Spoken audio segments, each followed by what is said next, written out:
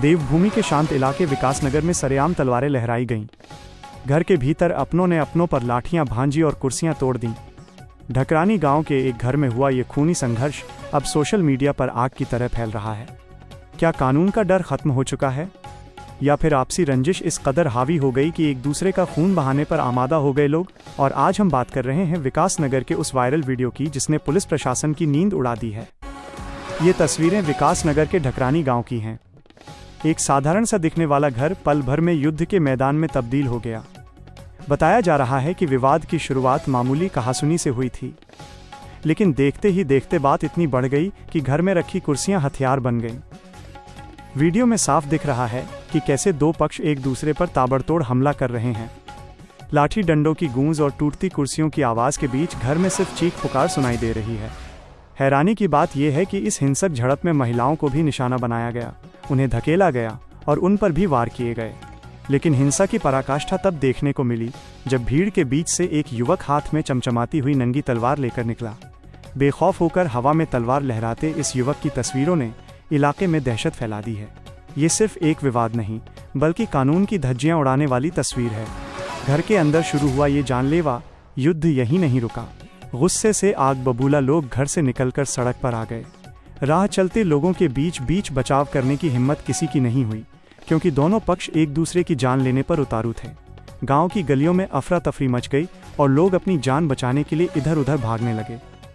Video viral होने के बाद जब सवाल उठे तो पुलिस भी हरकत में आई।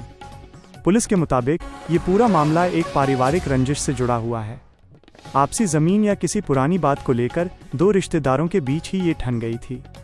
हालांकि पुलिस का कहना है कि अभी तक किसी भी पक्ष ने लिखित तहरीर नहीं दी है, लेकिन सवाल ये उठता है कि क्या बिना शिकायत के पुलिस हाथ पर हाथ धरे बैठी रहेगी? क्या सरेआम तलवार लहराना कोई छोटा अपराध है? पुलिस क्षेत्राधिकारी विकासनगर ने साफ किया है कि वायरल वीडियो के आधार पर आरोपियों की पहचान की जा रही है और पहचान होते ही सख्त कानूनी कार्रवाई की जाएगी। ढकरानी की इस घटना ने एक बार फिर साबित कर दिया है कि कभी कभी अपनों का गुस्सा अपनों के लिए ही काल बन जाता है। पुलिस मामले की जांच कर रही है, लेकिन तलवार लहराने वाले उस युवक का वीडियो प्रशासन के लिए एक बड़ी चुनौती है। अब देखना ये होगा कि आरोपियों की गिरफ्तारी कब तक होती है। की गई तो ढकरानी में एक महिला सुल्ताना, जो कि मूल रूप से बेहट की रहने वाली है, तो उनका विवाह ढकरानी में साहिद नाम के एक व्यक्ति से हुआ था। तो उनके बीच में कुछ पारिवारिक विवाद चल रहा था। तो इस संबंध में ये 27 दिसंबर को ग्राम भोजेवाला, जो कि माजरा बेहट में है, तो वहाँ के ग्राम प्रधान द्वारा दोनों परिवारों के मध्य में कुछ समझौतानामा कराया था और कुछ आपसी बैठक करके कुछ इनका विवाद को शांत किया था।